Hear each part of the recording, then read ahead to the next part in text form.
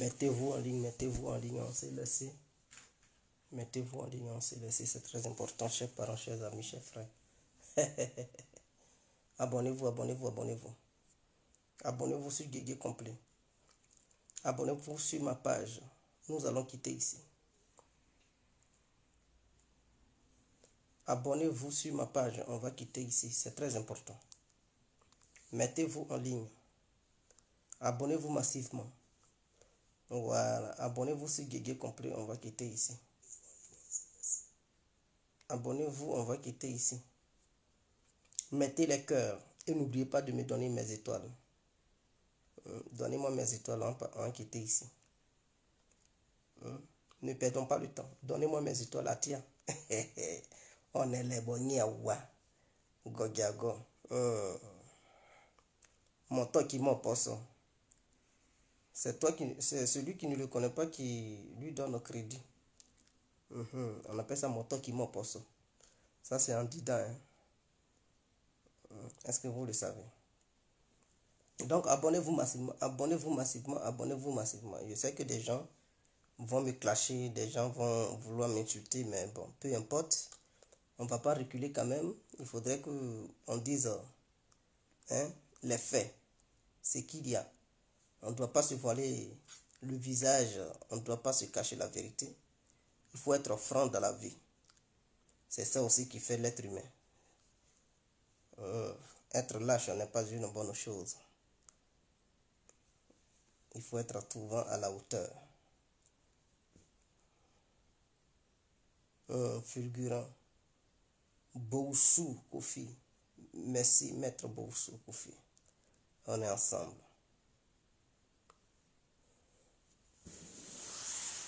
Alors, j'espère que vous allez très bien. J'espère que vous allez très bien. Abonnez-vous, abonnez-vous, abonnez-vous. On va quitter ici. Abonnez-vous, on va quitter ici. Mettez-vous en ligne, mettez-vous en ligne, mettez-vous en ligne. Voilà. Donc, partagez le direct sur vos murs, dans les groupes. Et si vous pouvez aussi le télécharger.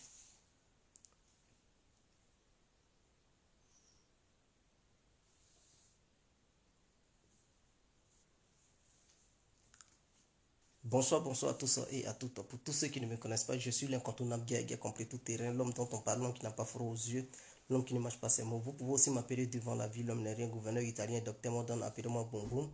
Laisse-moi mourir 5 plein droit, El Padrino Camari de Zoula Moudia. Alors nous voilà à nouveau devant cette caméra pour nous adresser à deux personnalités africaines. C'est très important. La première personnalité est du même pays que moi. Je fais allusion ici à Charles Bleu Goudé, qui est le président du COGEP. Et la deuxième personnalité, je fais allusion au président du Burkina Faso, son Excellence M. Damiba. Donc nous allons nous adresser à ces deux personnalités africaines. C'est très important. D'abord, j'aimerais commencer sur la personne de Charles Blé Goudé. Blé.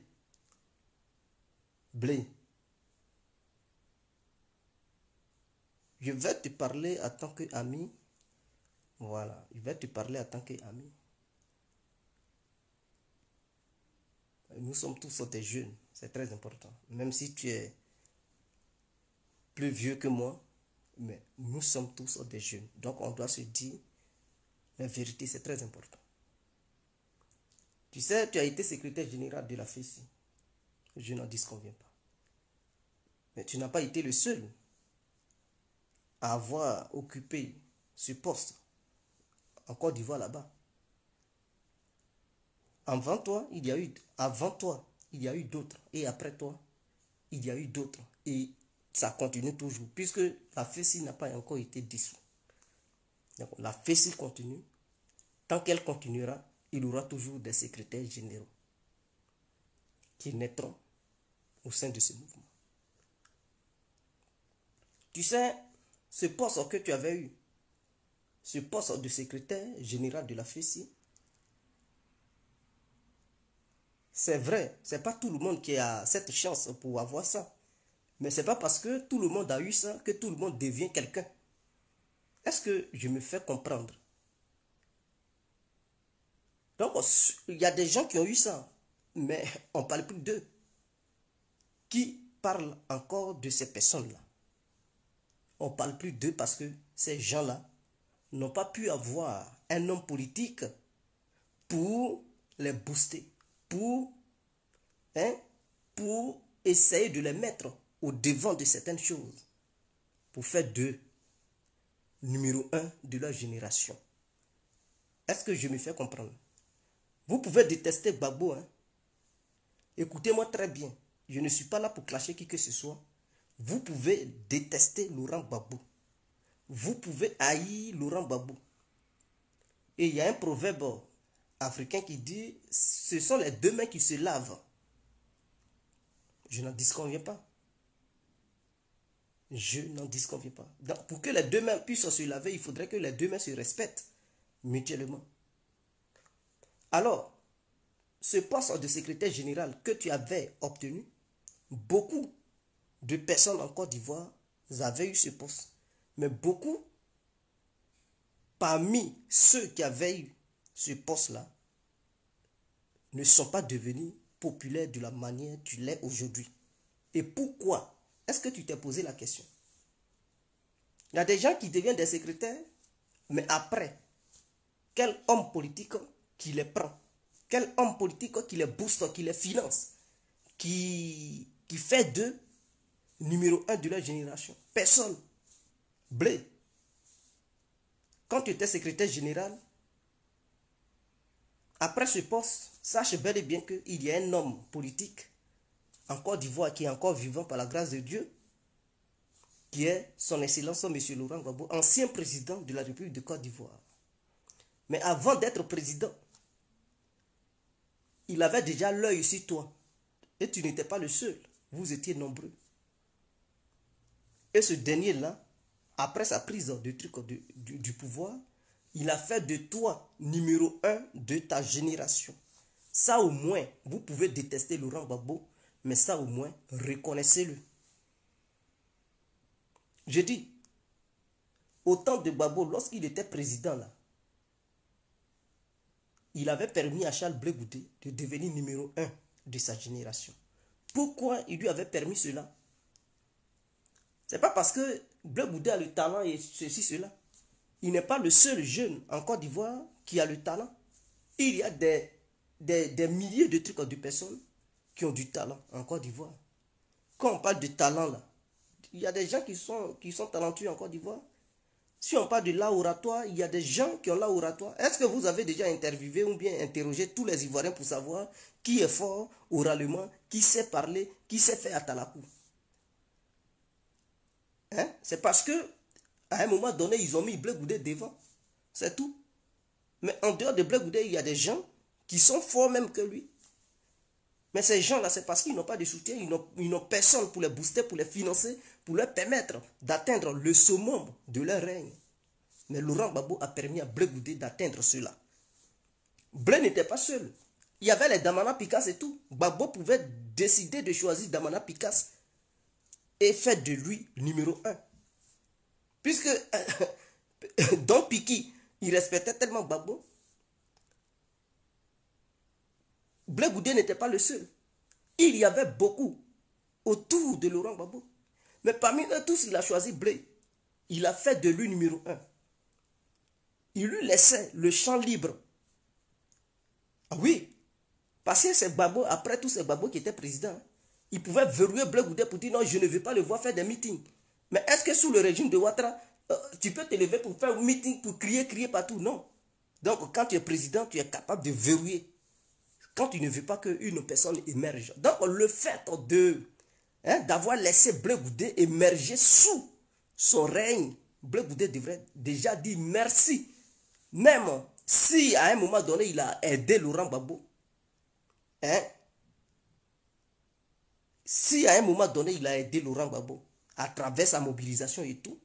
Mais Blé Goudé devrait savoir que ce rôle que lui, Blé, il avait joué là, Gbagbo pouvait attribuer ça à quelqu'un d'autre. Puisque les Ivoiriens, eux là, c'était pas histoire de Blé Goudé, c'est Gbagbo, ils aimaient. Donc si Gbagbo décidait de choisir même n'importe qui, en lui donnant les moyens pour parler de Laurent Gbagbo et mobiliser les gens allaient se mobiliser. Est-ce que Blé Goudé le sait? Est-ce que ceux qui suivent Blé Goudé, ils le savent? Non, ils savent cela, mais ils font semblant. Est-ce que vous comprenez? Avant que Laurent Gbagbo ne soit arrêté, les Ivoiriens, ils mangeaient Gbagbo, ils dormaient Gbagbo. Qui même voyait Blé? Les gens sortaient au nom de Gbagbo. Quand Blé Goudé lançait les trucs, on les appelle là, ceux qui sortaient là, c'est à cause de Gbagbo ils sortaient. Ce n'était pas parce que Blé Goudé était joli. Et donc Blé Goudé a fait aussi sa personne. Il s'est fait à travers le nom de Gbagbo. Reconnaissez-le au moins. Ça, vous pouvez détester Gbagbo. Aujourd'hui, vous pouvez dire, bon, le combat, c'est un vieux, ceci, cela. Mais reconnaissez que votre leader, Blé Goudé, il s'est fait, il s'est forgé derrière le nom de Laurent Gbagbo. Parce que Gbagbo pouvait utiliser n'importe qui. Mais chaque Ivoirien, quel que soit l'endroit où il était, où il est, si au moment où Laurent Gbagbo gouvernait, lorsque les Ivoiriens attendaient le nom Gbagbo net, eux tous ils étaient mobilisés. Donc, c'est de ce nom, Blé Goudé a profité et il a mobilisé les gens. Il mobilisait les gens. Et il ne disait pas que les mobilisations, c'était pour lui. Il disait que c'était pour Laurent Gbagbo. Oui, parce qu'à sortir, il disait que c'était pour lui. Personne n'allait sortir. Oui, personne n'allait sortir. Donc, il disait toujours qu'au nom de Laurent Gbagbo, au nom de Laurent Gbagbo. Et donc, ce nom Gbagbo, le nom Gbagbo a fait de Blé Goudé un leader numéro 1 en Côte d'Ivoire, parmi sa génération. A fait de lui un grand homme. Le nom Gbagbo a fait de Blé Goudé un grand homme. Mais Gbagbo aussi, il ne s'est pas arrêté là. Il avait donné des moyens à Blé Goudé. Dites-moi, avant que Blé Goudé ne suive Laurent Gbagbo, là, Blé Goudé avait quoi? Dites-moi, qu'est-ce que les parents de Blé Goudé avaient? Ils étaient des milliardaires en Côte d'Ivoire? Est-ce que les parents de Blé Goudé étaient des milliardaires? Oui ou non? Est-ce qu'ils avaient l'argent? Je vous pose des questions. Est-ce que les parents de Blé Goudé avaient de l'argent? Non, ils n'avaient rien. Ils sont pauvres comme nos parents aussi. Les parents de Blé Goudé, ce sont des pauvres comme les nôtres. Donc, ce n'est pas des gens qui étaient milliardaires. Est-ce que vous comprenez? Lorsque Blé Goudé était secrétaire général de la FESI, est-ce qu'il avait maison en Côte d'Ivoire, un truc à Abidjan? Dites-moi, oui ou non, est-ce qu'il avait maison? Il savait même comment on construisait un truc en maison à Abidjan. Il savait comment on faisait, comment on bataillait, comment on luttait pour payer l'eau, pour construire maison à Abidjan. Il n'avait même pas de maison à Abidjan. Je vous le dis, il n'avait même pas de maison en son nom, lui, Blé Goudé. Une maison construite au nom de Blé Goudé. Avant qu'il ne suive Laurent Gbagbo, Blé Goudé ne connaissait pas ça. Il n'avait rien. Bon, je dis ça pour que les gens comprennent. Parce que je sais que les gens ils vont commencer à m'insulter. Oui, Gbagbo, vieux con, ceci, cela. Je n'en disconviens pas. Dites ce que vous voulez. Mais je rentre dans l'historique des faits pour que vous compreniez à un moment donné que la personne que vous insultez, Gbagbo que vous insultez là, c'est lui qui a fait votre leader. Donc à un moment donné, un peu de respect pour lui. Quand Blé Goudé fréquentait là, il n'avait rien. Il avait quoi? Est-ce que maison même il avait ça? Est-ce que maison même il avait ça? Il n'avait rien. Malgré qu'il était secrétaire général de la FESI, cela ne lui a pas donné les moyens pour se construire une maison. Et même pour aller étudier en Angleterre, Laurent Gbagbo l'a aidé. Si votre Blé Goudé parle anglais aujourd'hui, et puis il fait malin, quand on lui pose des questions, il est capable de répondre en anglais, dites merci à Gbagbo. Parce qu'à un moment donné, Gbagbo avait permis à Blé Goudé de partir en Angleterre pour continuer ses études. Donc il avait pris Blé Goudé comme son bon petit. Est-ce que ça, c'est rare? Mais attends, ton bon vieux père, c'est-à-dire un ami, Il te regarde. Toi, tu es le vieux père. Et tu vois un petit. Tu dis, ah, j'aime ce petit-là. Et tu le prends. Tu payes son billet d'avion. Tu l'amènes hors du pays pour qu'il fréquente. Est-ce que Laurent Gbagbo n'avait pas des cousins, des neveux, des nièces? Est-ce qu'il n'avait pas des enfants? Cet argent qu'il avait pris pour aider Blé Goudé à aller travailler en dehors du truc de la Côte d'Ivoire, il pouvait donner ça à un membre de sa famille. Mais il n'a pas pensé à ça. Il a pensé à un bon petit qu'il a aimé. Un petit pour qui il avait un grand amour. Il dit, ce petit-là, je vais l'aider. Et il a aidé ce petit. Il a aidé ce petit. Il n'a pas pensé aux parents de trucs comme Blé Goudé pour dire, ils n'ont rien. Non. Il a pensé à Blé Goudé parce que ce petit-là, il avait aimé. Il avait un amour profond pour lui. Est-ce que vous comprenez? Et il avait pu envoyer Blé Goudé en Angleterre.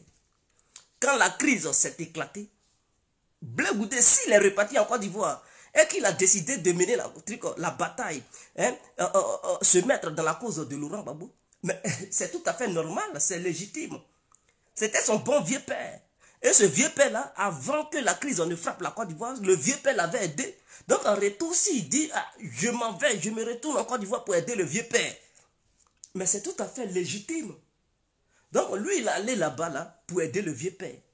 Mais pour aider le vieux père là, Blé Goudé avec quel moyen? Dites-moi, aujourd'hui il est votre leader, aujourd'hui Blé Goudé il parle Québec. On dirait une abeille. Mais avant de mener la cause, ce qui lui a permis d'être président du COJEP aujourd'hui, là, lui, il avait quoi? Blé Goudé, il avait quoi? Il avait combien dans son compte bancaire? Les meetings qu'il faisait, les sorties qu'il faisait, là, qui lui donnait les moyens? C'est Gbagbo, là. Oui, c'est Gbagbo, là. Les moyens que Laurent Gbagbo a donné à Blé Goudé, il n'a pas donné ça à un autre Ivoirien. En Côte d'Ivoire, là-bas. En tout cas, parmi les jeunes, là. Parmi les jeunes Ivoiriens, il y a des gens qui sont morts gratuitement. Il y a des gens qui sont morts à cause de la cause de Gbagbo. Eux là, ils n'ont rien eu. Mais Blé Goudé, ces actions qu'il menait là, c'était payé. C'était pas gratuit, hein. Les actions de Blé Goudé qui étaient menées là, il menait ces actions et puis il était payé. C'était comme quelqu'un qui travaillait. On lui donnait l'argent. Donc c'était pas gratuit. Ceux qui peuvent insulter Laurent Gbagbo pour dire ce vieux et ceci, cela, c'est ceux qui ont mené la bataille, qui n'ont rien eu, qui n'ont pas eu un franc de la part de Gbagbo. C'est ceux-là qui devraient s'énerver. Mais Blé Goudé, tout le monde pouvait s'énerver, mais Blé Goudé, il ne pouvait même pas s'arrêter devant Laurent Gbagbo et lui manquer de respect. Même étant loin de Laurent Gbagbo, il ne pouvait même pas s'asseoir, regarder droit dans les yeux d'un journaliste et manquer de respect à Laurent Gbagbo. Parce que toutes les actions de Blé Goudé qu'il menait en Côte d'Ivoire, ces actions étaient payées, ce n'était pas gratuit. On vous a dit qu'il s'est déplacé avec des graviers à Biguin là-bas. Il avait quoi? Ses parents avaient quoi? Dites-moi, vous qui supportez Blé Goudé là, les parents de Blé, ils avaient quel argent? C'est des pauvres. Mais si Blé, il avait des gardes de corps derrière lui, il se déplaçait en cortège. Mais qui avait permis cela? Mais c'était Gbagbo, non? Les gardes de corps qu'il avait là, est-ce que c'est le père de Blé Goudé qui les payait? Je vous pose des questions, oui ou non? Est-ce que les gardes de corps que Blé Goudé avait, est-ce que c'était le papa de Blé Goudé qui payait ces gens-là, ces militaires-là? Non. C'était des militaires ivoiriens. C'était l'argent de l'État ivoirien que Laurent Gbagbo prenait pour donner. Cet argent-là, ça n'a pas bénéficié à tous les Ivoiriens. Tous ceux qui aimaient Laurent Gbagbo, eux tous là, ils n'ont pas eu ce privilège-là. Ils n'ont pas eu cette chance. Mais Gbagbo a donné cette chance à Blé Goudé. Donc Blé Goudé, vous allez dire, oh, il a aidé Gbagbo. Oui, l'aide qu'il menait auprès de Laurent Gbagbo, c'était une aide payée. Ce n'était pas une aide gratuite. Dites ça aux militants de Blé Goudé. Hein? Les sorties qu'il faisait, les meetings, on va dormir devant l'hôtel Ivoire. Ceci, cela là, c'était pas gratuit, hein, c'était payé. Gbagbo payait Blé Goudé chaque action qu'il menait. Chaque action que Blé Goudé menait, Gbagbo lui donnait de l'argent. Non seulement il s'est enrichi, il n'a pas perdu un membre de sa famille. Et ceux qui menaient les mêmes actions que Blé Goudé, qui n'étaient pas payés, eux, ils ont laissé leur peau dedans. Ils sont morts pour la cause de la Côte d'Ivoire et de Laurent Gbagbo. Est-ce que vous le savez? Aujourd'hui, vous permettez à ce Blé Goudé de manquer de respect à Laurent Gbagbo, ça me fait très mal. Quand je le vois, il parle en parabole. Mais parabole, nous tous on comprend parabole. Là. On sait qu'en parlant comme ça, il s'adresse aux vieux. Il lance des missiles verbaux, des missiles verbaux aux vieux. On entend, on écoute, on analyse et on sait de quoi il parle. Mais on ne dit rien. Ça me fait très mal. Ça me fait très mal. Les militants de Blé Goudé, là, si vous êtes là, j'aimerais que vous écoutez très bien. Vous pouvez détester Laurent Gbagbo comme vous voulez. Vous pouvez haïr le vieux comme vous voulez. S'il ne s'entend plus avec Blé Goudé aujourd'hui, vous pouvez tout dire sur lui. Mais à un moment donné, reconnaissez une seule chose. Reconnaissez une seule chose. Que si Blé Goudé est populaire jusqu'à aujourd'hui en Côte d'Ivoire, c'est grâce à Gbagbo. Est-ce que vous le savez? D'autres diront que c'est à cause de Gbagbo, Blé Goudé est parti à la CPI. Cette thèse-là, je suis contre.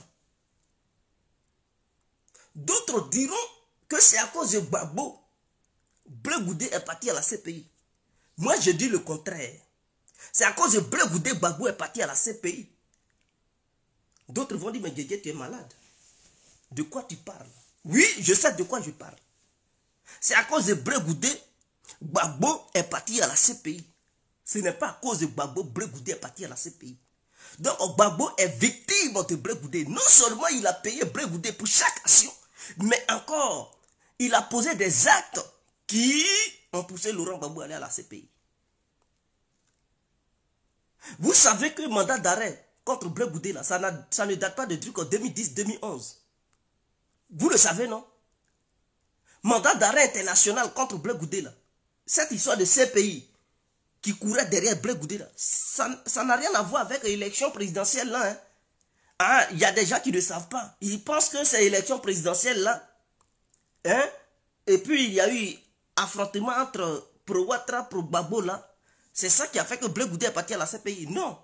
Je tiens à vous rappeler qu'il y avait déjà un mandat d'arrêt international contre Blé Goudé.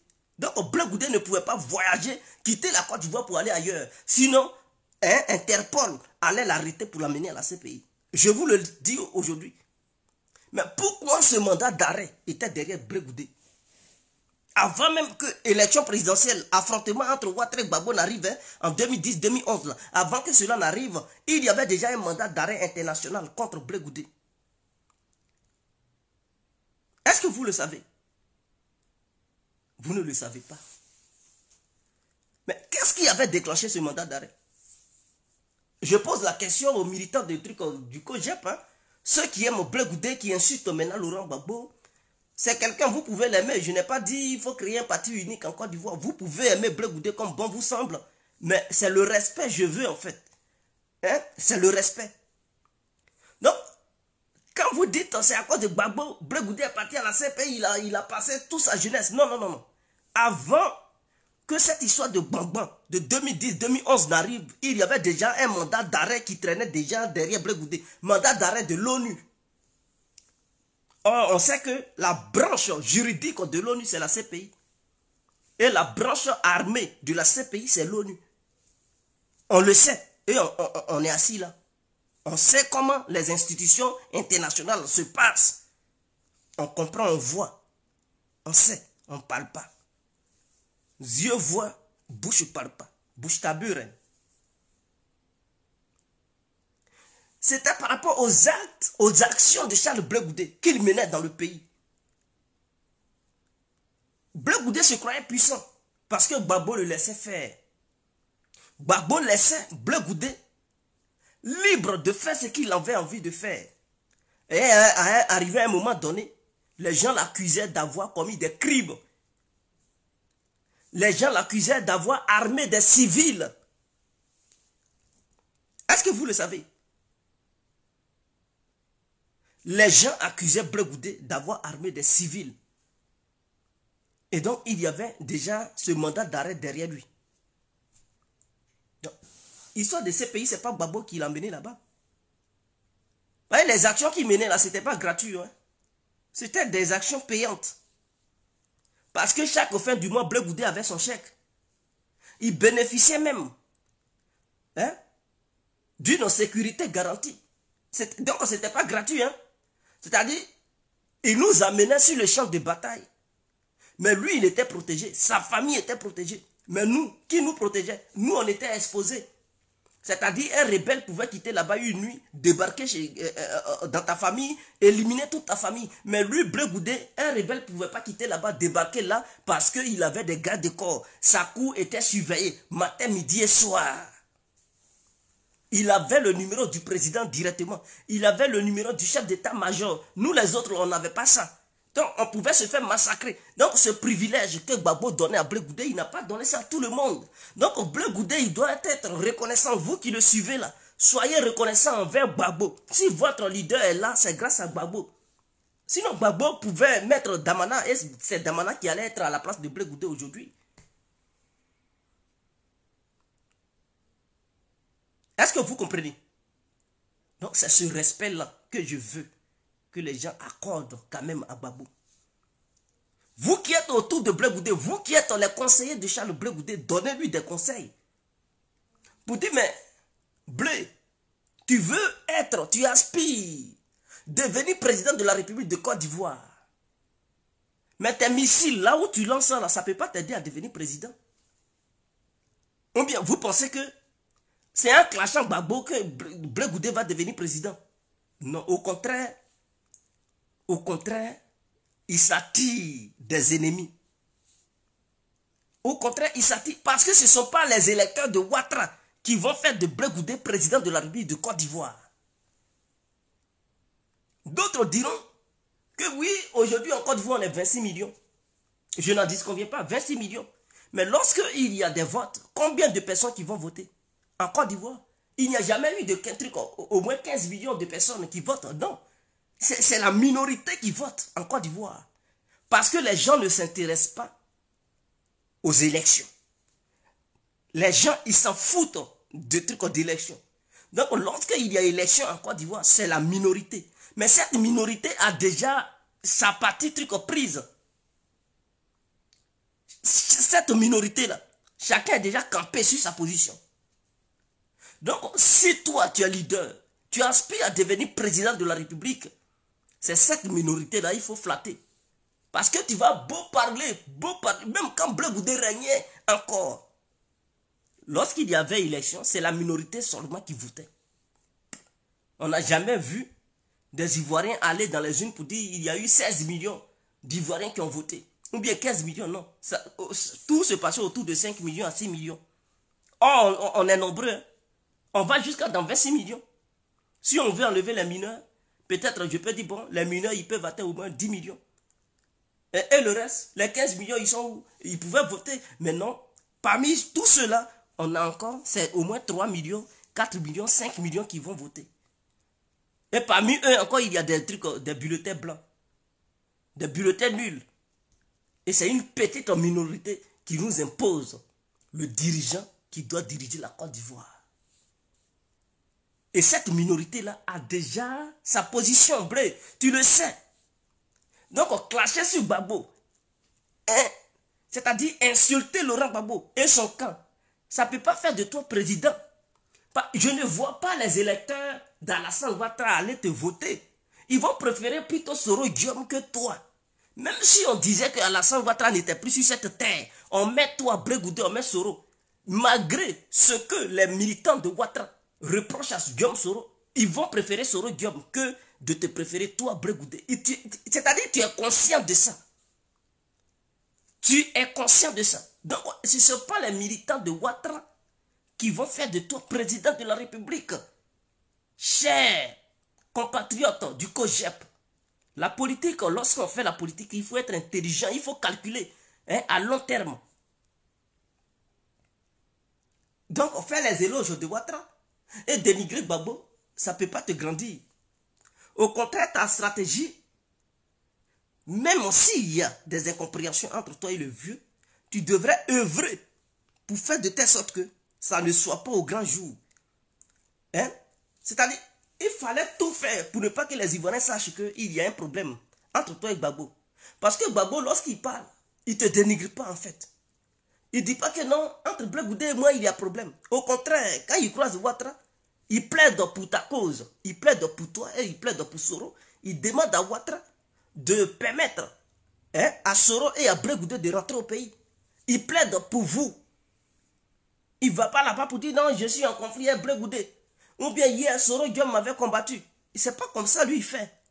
Donc, toi, tu devrais aussi jouer le jeu pour créer une sorte de truc d'engouement, une sorte de truc de confusion dans les têtes des citoyens ivoiriens. D'autres allaient dire, mais vous dites Blé, il a pas la belle Gbagbo. Le vieux, il n'a jamais mal parlé de Blé Goudé, au contraire, il plaît. Blé Goudé, quand il parle, quand on lui pose des questions, il parle bien de Gbagbo. Vos histoires de dire Blé est en conflit avec Gbagbo, là, dégagez, nous, on ne veut pas ça, vous voulez les diviser. Nous, là, on les aime. Et c'est comme ça. Tu allais s'aimer la confusion. Et tous ceux qui allaient venir pour dire Blé est traître, c'était même les citoyens même qui allaient les combattre pour dire, mais vous, là, vous aimez voir traître partout. Mais toi-même, lorsque tu es assis à l'écran devant des journalistes et tu lances des missiles à Laurent Gbagbo, tu dénigres Laurent Gbagbo et tu dis non, le PPSI c'est un chaos total. Mais tu veux que les gens disent quoi? Mais tu montres ta position, tu montres ton vrai visage. Donc ceux qui avaient encore de l'estime pour toi, automatiquement ils vont quitter derrière toi. Tu peux te dire que tu es populaire, mais tu ne peux pas gagner une élection présidentielle sans l'aide des militants de Laurent Gbagbo. Et tu es conscient. Parce que ce ne sont pas les militants de Ouattara ou Bédié qui vont faire de toi président de la République. Donc, pour que toi, Blé Goudé, un jour, tu aspires devenir président de la République de Côte d'Ivoire, il faudrait que tu réussisses à convaincre les gens qui aiment Gbagbo. Parce que ce sont ces gens-là qui ont été toujours de votre côté. Donc, tu ne peux pas dénigrer leur leader et espérer avoir leur vote. C'est du n'importe quoi. Et donc, soit ton ambition, ce n'est pas de devenir président de la République. Ton ambition, c'est de tout faire pour que Ouattara te nomme ministre. C'est tout ce que tu veux, c'est ça ta lutte. Tu veux devenir ministre, ou bien tu veux devenir quelque part député du RADP, ou bien maire du RADP. C'est ça ta vision. Mais quelqu'un qui a une vision plus grande que ça, il ne peut pas faire ce que tu es en train de faire. Je pense que je suis clair là-dessus. Et les militants du COJEP qui vont regarder cette vidéo, je vous demande, Yaya, réfléchissez avec vos neurones, c'est-à-dire avec vos cerveaux. N'utilisez pas vos tibias pour réfléchir. N'utilisez pas vos tibias pour réfléchir. Réfléchissez avec vos têtes. Car ce que je dis ça pour le bien de votre parti. Je ne dis pas ça pour le mal de votre parti. Parce que lorsque le mal ronge des individus, ils ne voient plus clair. Ils pensent que ce qu'ils font, c'est bien. Vous pensez que vous êtes dans une dualité avec le PPACI. Mais en réalité, ce que vous faites, non seulement ça vous affaiblit. Au lieu de jouer le jeu pour avoir l'amour des militants du PPACI, non. Vous jouez les caïds. Mais on fait la politique pour attirer les gens ou bien on fait la politique pour faire fuir les gens. On fait la politique pour attirer, séduire les militants. On ne fait pas la politique pour faire fuir les militants. Donc vos discours guerriers, non seulement ça fait fuir les militants. Changez de stratégie. Revoyez votre mode de communication. Revoyez votre manière de vous comporter lorsque les journalistes sont devant vous. Je pense peut-être... Vous voulez que votre leader rentre au pays. Blé Goudé, peut-être, il veut rentrer au pays. Donc, il caresse Alassane Ouattara. Il parle bien de lui. Il tire ici Gbagbo. Mais ce n'est pas logique. Soit, il parle bien de Ouattara. Quand il s'agit de Laurent Gbagbo, il n'a qu'à savoir parler, en fait, pour ne pas le blesser, en fait. Pour ne pas blesser Gbagbo et ne pas blesser les militants du PPACI. Il n'a qu'à savoir ajuster ses propos. C'est très important. S'il ne peut pas, quand on lui pose la question, qu'il se taise. C'est mieux. C'est-à-dire, si tu ne sais pas, Laurent Gbagbo, si on te pose des questions sur lui, c'est pas la peine de parler pour blesser les gens. Ou bien vouloir défier le vieux. Parce qu'en faisant ça, c'est pas le vieux seulement. Il y a des milliers d'Ivoiriens qui font confiance aux vieux. Donc, en te comportant comme ça, tu es en train de créer des ennemis, de te créer des ennemis au sein de ta patrie que tu aimerais un jour gouverner. Revois ta communication. Revois ta communication. Revois-toi. Revoyez-vous. C'est très important.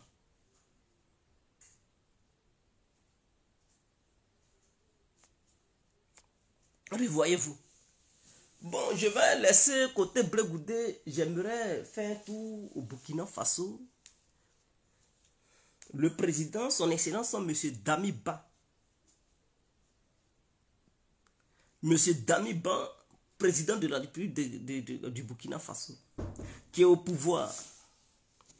Vous savez, monsieur le président, peuple burkinabé,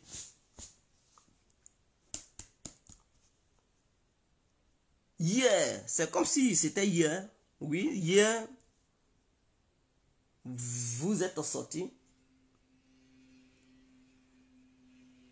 pour manifester votre colère, votre mécontentement envers le président Roch Christian Kaboré, parce que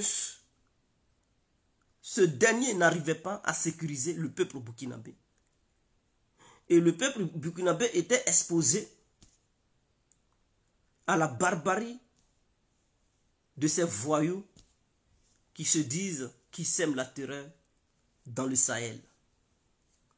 Pour cela, vous lui avez demandé de signer des accords avec d'autres puissances capables d'aider le Burkina à lutter contre ces voyous. Mais il ne voulait pas vous écouter. Il ne voulait rien savoir. Il était campé sur sa position. Et le peuple burkinabé mourait. Les moyens n'étaient pas à la disposition de l'armée. Et donc le peuple est sorti pour manifester son mécontentement. Et l'armée en a profité pour faire un coup d'État. Et donc lui qui avait piloté le coup d'État, c'était le général, je ne sais pas si c'est un général ou truc, Damiba, qui est aujourd'hui président de la République du Burkina. Mais sous son règne, on voit que la situation s'empire, ça devient grave. Parce que j'ai regardé l'actualité, en une journée, il y a eu 100 morts, c'est-à-dire une attaque de ces voyous qui a causé au moins 100 pertes en vie humaine. Et chaque fois, c'est comme ça. Et ce soi-disant président militaire qui a fait coup d'État parce qu'il reprochait ces mêmes faits à Roch Christian Kaboré. Aujourd'hui, il est là et il ne bouge pas ses fesses.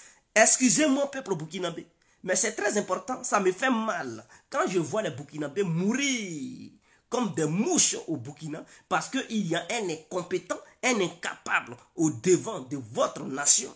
Quelqu'un qui se dit militaire, qui est incapable de lutter contre ces bandits. Il ne voit pas l'exemple du Mali. Votre président là, il ne voit pas l'exemple du Mali, Assimi Goïta. Mais Assimi, est-ce qu'au Mali là, vous attendez encore les attaques par-ci, attaques par-là? À un moment donné, il voulait faire truc, mais Assimi Goïta leur a montré de quoi il se chauffait. Avec quelle eau il se lavait. Est-ce que vous attendez encore les attaques en se multiplier? Parce qu'ils savent que sur le terrain, ils subissent des pertes. Alors, qu'est-ce qu'ils font? Ils courent, ils s'en vont vers le Burkina parce qu'ils savent que le Burkina est faible. Le Burkina n'arrive pas à se sécuriser. Le Burkina n'arrive pas à défendre. Sa population n'arrive pas à défendre ses mètres carrés et kilomètres carrés. Donc, ils sèment la terreur. Ils foutent le bordel au Burkina. Et les gens se déplacent intérieurement. D'autres fuient leur village pour aller habiter dans d'autres villages qu'ils ne connaissent pas. Ils s'en vont habiter dans les villes. Ça crée le chaos, le déshonneur, la famine. Et ce dernier, il est là, il ne bouge pas ses fesses. Il ne bouge pas ses fesses. Mais qu'est-ce que le peuple burkinabé attend? Il coopère avec qui même sur le plan sécuritaire. Mais la personne avec qui tu coopères, si cette personne, c'est-à-dire l'État avec qui tu coopères, dans le seul but de sécuriser ton peuple, si tu vois que la coopération, ça n'aboutit à rien, la coopération est là, mais ton peuple meurt, mais à un moment donné, il faut avoir le culot de changer de partenaire. Il faut avoir le culot. Mais tu ne peux pas rester là. Ton peuple meurt et tu es dans une logique comme quoi tu as signé un partenariat avec un pays européen dans le domaine de la défense. Que ça aille où ça ne va pas, tu n'en as rien à foutre. Tu es là, tu protèges ton fauteuil présidentiel. Tu ne veux pas qu'on te sanctionne. Tu ne veux pas qu'on te crée des trucs. Donc toi, tu livres ton peuple n'a qu'à mourir. Mais toi, c'est ton siège qui t'importe. C'est le fauteuil présidentiel qui t'importe. Pour ne pas que des gens te fassent un coup d'état. Donc tu es là, tu livres ton peuple, tu donnes. Oh putain, oh Dami Bassa. C'est un vendu, hein. Eh, Burkinabé. Lui là, lui que vous avez au sommet de votre état là, c'est pas quelqu'un qui va sauver le Burkina. Non seulement il ne crée pas d'emploi, il ne fout rien, et puis il vous expose aux terroristes qui vous tuent à longueur de journée, qui font des massacres. Mais vous n'êtes pas nombreux. Vous êtes combien de millions d'habitants? Mais à chaque fois qu'il y a une attaque, il y a 100 morts, 180 trucs. Mais il va rester combien de personnes? Si ça continue comme ça, d'ici 1 an, 2 ans, mais ils vont finir par tuer 1 million de Burkinabés. Et ça, vous allez accepter ça?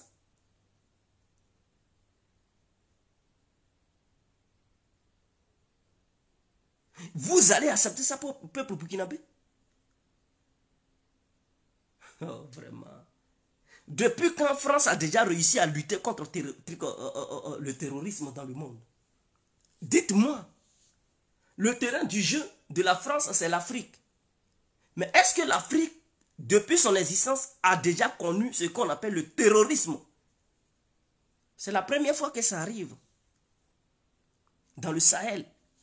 Donc c'est une première expérience pour l'armée française. Elle ne peut pas combattre le terrorisme. Il faudrait que les présidents africains sachent cela.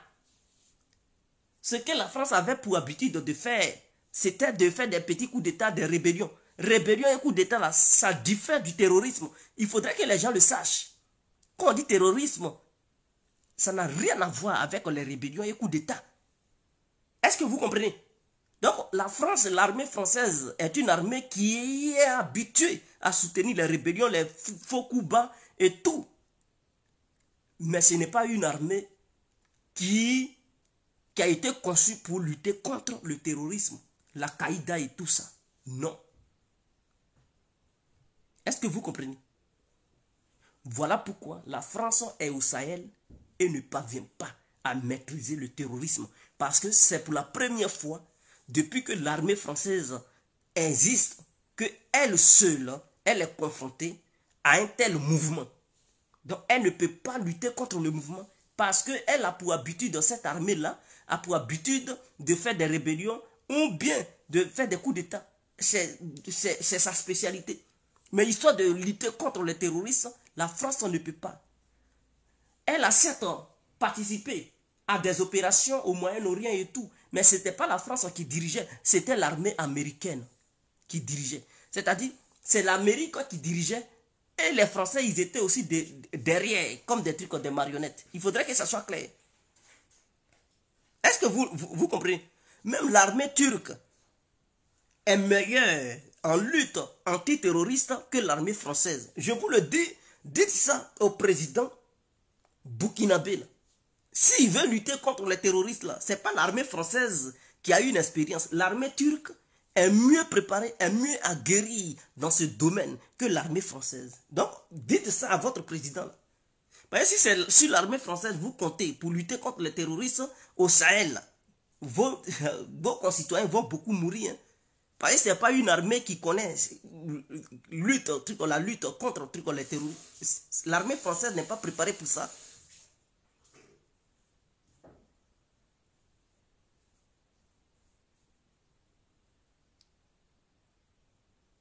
Est-ce que vous comprenez? L'armée turque est meilleure dans ce domaine que l'armée française. Comme vous ne le savez pas, je vous le dis aujourd'hui.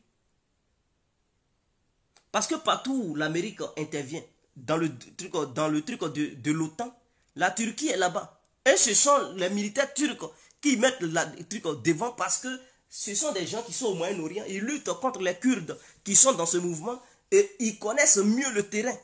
Ils connaissent mieux le terrain. Ils savent. Et ils ont les moyens pour lutter contre eux. L'armée russe a les moyens pour lutter contre eux. Parce que l'armée russe, ce n'est pas aujourd'hui. Ils luttent contre ces bandits, les terroristes, dans le Caucase. Allez-y, demandez.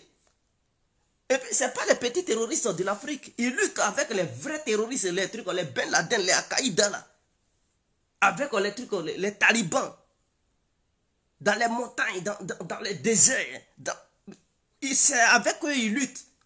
Et ils arrivent à les maîtriser. La France n'a jamais fait ça. Voilà pourquoi elle est incapable de lutter contre le terrorisme au Sahel. Et ça surprend les gens. Ah, la France est là depuis des années. Elle n'arrive pas. Oui, elle n'arrive pas parce que son armée n'est pas formée pour ça. Pour ce genre de mission. Et donc, si les présidents africains comprennent cela, alors ils n'ont qu'à changer de partenaire dans ce domaine. Je n'ai pas dit qu'ils n'ont qu'à rompre toutes leurs relations avec la France. Non, c'est dans le domaine sécuritaire, en ce qui concerne la menace antiterroriste, ils n'ont qu'à changer de partenaire. Pourquoi vous alliez à quelqu'un? Je comprends, ils ont signé des partenariats avec la France dans le domaine de la défense, au cas où il y a une guerre, une rébellion qui aimerait renverser. Oui, ça c'est dans le truc, ça c'est dans le domaine de la rébellion. C'est ça, je vous ai dit, ne confondez pas rébellion et terrorisme. Ça diffère.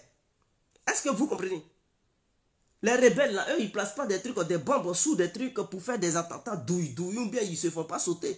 Eux, là, ils viennent, ils attaquent, ils ont une idéologie, prendre le pouvoir. Terroriste, lui, ce n'est pas son problème. Prendre le pouvoir, ce n'est pas ça son problème. Lui, là, il veut faire des dégâts seulement. Au sein de la société, au sein de la population. Lui, il veut tuer, il veut violer, il veut voler. C'est tout. C'est pas histoire de pouvoir prendre pouvoir. Non, non, non. Lui, là, il a one gamme. Tuer seulement, tuer seulement. Et puis, il est content. C'est ça. Et donc, des gens qui ont une telle vision, une telle idéologie, pour lutter contre eux, là, c'est très difficile. Et c'est différent de quelqu'un qui a une vision à vouloir prendre le pouvoir. Et donc, dans le domaine sécuritaire, pour garantir le pouvoir des différents chefs d'État africains, pour ne pas que des rébellions les renversent et tout, pour bénéficier du renseignement et tout, ça c'est autre chose. Vous coopérez avec la France, ok, cela vous arrange.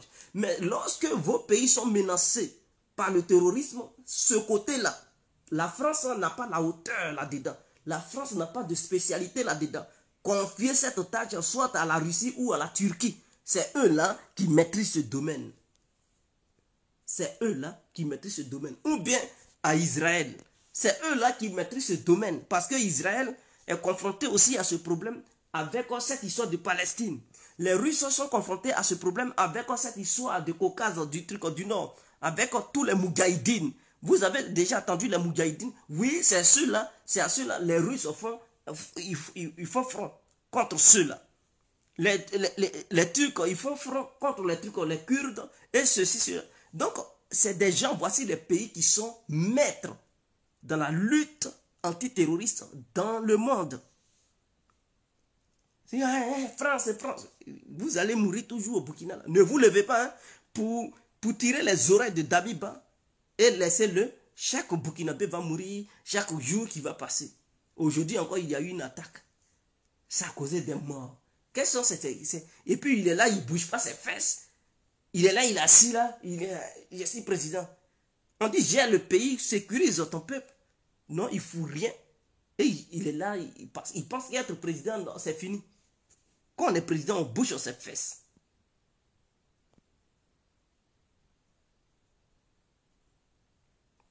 Est-ce que vous comprenez? Donc, c'était ce petit conseil que je voulais donner aux Maliens et au président malien. Voilà, votre président doit savoir que dans ce monde-là, le monde évolue, il ne faut pas y avoir peur. Il n'a qu'à appeler une armée qui est spécialisée dans la lutte contre le terrorisme et il verra, ces terroristes, ils vont fuir. Ils ont commencé à fuir le Mali. Ils sont maintenant remplis au Burkina. Quand il va prendre un bon pays qui va lui apporter un bon soutien là, vous allez voir, ils vont fuir ils vont fuir le Burkina. Ils vont vouloir aller se diriger ailleurs. Est-ce que vous comprenez? C'est très important. La Russie a renforcé son dispositif militaire au Mali. Ils ont amené encore des trucs, un bataillon au Mali. Hier, la Russie a envoyé des militaires au Mali hier pour renforcer la sécurité du Mali et permettre aux Maliens de lutter contre... Vous ne voyez pas? Depuis les Russes sont là-bas, est-ce que les bandits font encore n'importe quoi? Mais non, ils font pas, ils sont derrière eux. La Russie donne les moyens aux Maliens pour lutter contre... Quel moyen on donne au Burkinabé? Où la France a intervenu la fois passée avec son aviation pour bombarder. Mais est-ce que la France vous donne des vrais avions? Vous donne des vrais trucs aux hélicoptères, vous donne des trucs, des radars, vous donne des drones pour le renseignement, pour que l'armée burkinabé devienne forte? Non, elle ne fait pas ça. Elle est là, elle vous regarde. Mais non, mais la Russie n'a pas de limite. Quand la Russie vient là, tout ce que votre président désire en matière d'armement, la Russie vous donne. Elle ne dit pas, ah, mais tu as fait telle arme. Hein? Tu n'es pas en guerre. Non, non, non. Tu veux ça, tu as l'argent, tiens. Elle te vend seulement. Elle n'a pas de limite. Si tu veux des trucs, des missiles anti-aériens, tu payes, la Russie te donne. Demandez aux Algériens. Eux là, n'importe quelle arme qui demande, la Russie leur donne. Sous-marin, la Russie leur donne. Elle leur donne tout. Donc les Algériens, ils sont armés jusqu'aux dents. Demandez aux Égyptiens. Eux aussi, là, ils payent, ils mettent dans une Russie. Tout ce qu'ils demandent, les Russes leur donnent. Ils ne leur disent pas, mais pourquoi vous demandez telle arme, ça? Non, non, non. Avec la France, c'est limité. Hein. Tu veux, on dit non, il faut prendre Kalash. Et puis, ils donnent des Kalachnikov à votre armée. Et les rebelles, lorsqu'ils viennent attaquer, ils sont armés jusqu'aux dents. Et les forces loyales sont obligées de fuir devant les rebelles, devant des terroristes. Et ils massacrent le peuple. Ça je ne sais pas, ça dit rien à votre président. Et il est là, comme un truc, un toutou.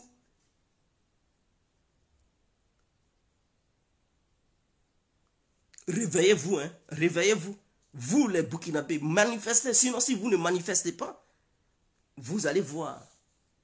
Manifestez. En Centrafrique, vous attendez encore des trucs anti-Balaka, Balaka, ceci, cela. Ils ont fait. Vous attendez encore ces conneries-là. Je demande, République centrafricaine, vous attendez encore anti-Balaka, musulmans contre trucs chrétiens, c'est Balaka, anti-Balaka. Vous attendez encore ça? Quand les Russes sont arrivés, ils les ont matés comme ils se devaient. Vos histoires d'anti-Balaka, ce n'est pas devant les Russes. Ils les ont mis au pas. Ils les ont redressés comme ils se devaient. Mais la France était là-bas. Pourquoi ils n'arrivaient pas à maîtriser leur anti-Balaka, ceci, cela? L'ONU était là-bas. Ils faisaient leurs bêtises là. Ils se massacraient. Il y a des moments où ils attaquaient des villages entiers. Ils détruisaient, ils massacraient. Mais depuis que les Russes ont mis pied là-bas, là, ils leur ont fait comprendre que vos bêtises anti-Balaka, vous faites, on va vous montrer qui nous sommes. Ils les ont matés. Aujourd'hui où je vous parle, ils ne font plus ça. Leur connerie de anti, ils ne font plus ça. Ils sont éduqués comme... Aujourd'hui, ils regardent maintenant vers le développement. Au lieu de faire rébellion, là, ou bien le terrorisme, ils pensent maintenant comment ils vont faire pour développer le pays. C'est à ça qu'ils pensent maintenant. Crypto-monnaie, ils cherchent à créer d'autres monnaies. C'est ce qu'ils font maintenant en République centrafricaine. Ils ne font plus leur connerie là. Mais les Russes sont en train de redresser les Maliens au Mali. Leur bêtise, on va attaquer, terroristes, comment ils s'appellent là? Ils se sont donné les noms bizarres. Les Russes sont sur eux. Ils sont là leur donner une leçon pour dire, c'est pas parce que le Mali est grand que vous allez, mais la Russie est grande, hein? Donc on est capable de sécuriser un pays grand comme le Mali, parce que la Russie là c'est 17 millions de kilomètres carrés. Si le Mali est 1 million de kilomètres carrés, ou bien 2 millions de kilomètres carrés, sachez bel et bien que la Russie c'est 17 millions. Et donc si les soldats russes sont capables de sécuriser un pays grand comme la Russie, c'est pas le Mali là qui va leur échapper. Donc, ils sont là en train de redresser. C'est d'autres Maliens impolis là qui veulent faire du terrorisme. Ils sont là à les redresser en ce moment. Comme ils ne peuvent plus, ils fuient, ils s'en vont au Burkina. Et votre président burkinabé, tout qu'il est, Il ne fait rien. Et puis ils sont là à massacrer les Burkinabés. Au lieu des trucs, on fait venir les Turcs ou les Russes pour redresser ces bandits. Non, il est là. Et puis il pense qu'il peut lutter seul. Mais il rigole, hein. Faut pas, il va bouger ses fesses. Les Burkinabés vont mourir par milliers chaque mois. À un moment donné, que le peuple burkinabé se réveille. Que le peuple burkinabé se réveille. Même les Russes, ils sont sollicités. Jusqu'à un truc en Amérique latine, vous ne savez pas. Hein? Nicaragua. En ce moment-là, il y a les narcotrafiquants qui foutent le bordel. Qui font les vrais trafiquants de drogue. Je vous parle de ça, la coque. Ils foutent le bordel. Jusqu'à même le président, hein, Daniel Ortega, son pouvoir est menacé. Son pays n'est plus respecté. Les narcotrafiquants, ils font n'importe quoi. Qu'est-ce qu'il fait? Il appelle Poutine, il dit, ah, s'il te plaît, envoie-moi des militaires pour me redresser ces gens-là. En juillet, où je vous parle là, juillet, le mois prochain, l'armée russe va débarquer là-bas. Pour redresser ces narcotrafiquants de trucs de l'Amérique latine, ils vont les redresser un à un. Quand ils vont quitter là, ils vont oublier ce que c'est que la drogue. Ils vont les amener au goulag. Mais vous pensez que quoi même? Là où les Russes vont, quand vous faites des... ils vous redressent. Quand vous quittez là, vous oubliez ce que c'est que le banditisme. Est-ce que vous comprenez? Non, ils vont débarquer en Amérique latine.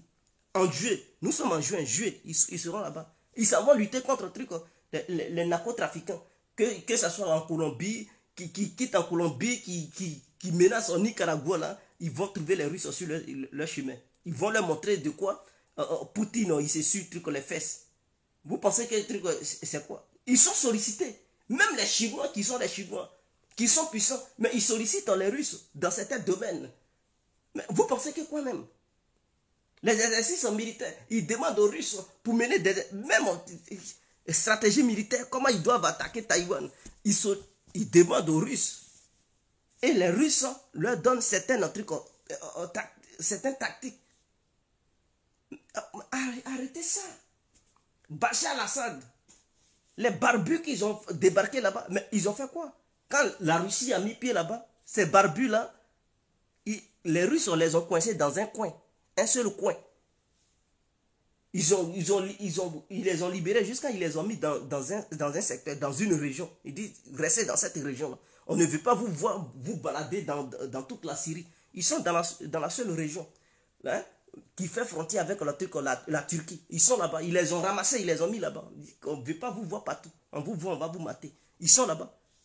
Auparavant, leur souhait, c'était d'envahir toute la Syrie. Mais non, Poutine les a matés, il les a mis dans un coin, dans une seule région. Il dit, restez ici, je vais vous surveiller. Et puis il les surveille matin, midi et soir. Allez-y demander aux Syriens. Vous rigolez avec un truc. Vous rigolez avec... Sahel. Donnez Sahel là aux Russes et vous allez voir, Sahel là va être libre. Ils vont dire un an. La Russie va libérer tout le Sahel. Terroristes, ça ne va plus exister. Ils vont les poursuivre jusqu'à dans les chiottes. Allez-y demander aux Tchétchènes. Ils voulaient faire les bêtises, attentats, trucs à Moscou.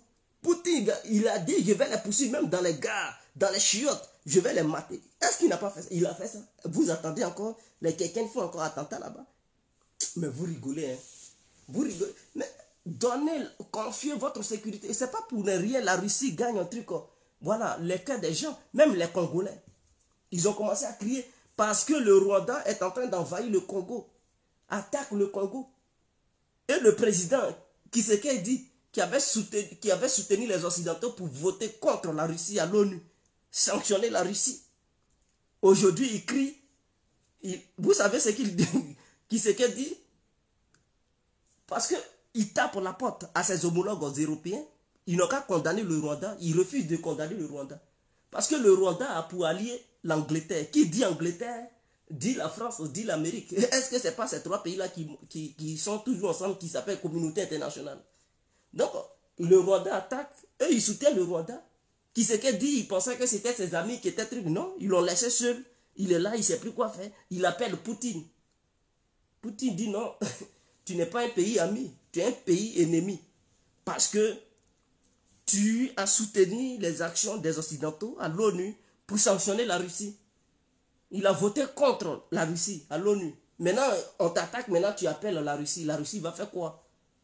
Il faut aller chez tes partenaires occidentaux, ils vont t'aider. Eux aussi, ils sont derrière le Rwanda. Ils sont là, démanteler le Congo, voler le Congo, piller le Congo. Voilà pourquoi on vous dit, quand il y a ce genre de choses, abstenez-vous, ne votez pas n'importe quoi. C'est pas parce qu'on t'a menacé que tu vas voter. On ne sait jamais pour demain. Si tu étais resté calme, aujourd'hui tu appelais les Russes, ils pouvaient envoyer l'armée là-bas, une partie de leur armée pour empêcher les Rwandais de continuer leur attaque. Parce que si l'armée russe est devant, ils vont faire comprendre aux Rwandais pour dire, ah, il y a nos troupes là-bas, si vous les attaquez, on va riposter. Et donc, on vous demande de ne pas continuer vos attaques. Donc, comment il s'appelle? Le président rwandais sera dans l'obligation de dire à ses troupes, ah, ne continuez pas l'attaque, arrêtez. Parce que là-bas, il y a une force d'interposition. Ce sont les Russes. Si vous les attaquez, la Russie va riposter. C'est comme ça. Et les grandes puissances se respectent. Donc, bon, si on se laisse, c'était l'incontournable, bien compris. Ça me fait trop mal, en fait. On est ensemble. Ciao. Passez une très bonne nuit.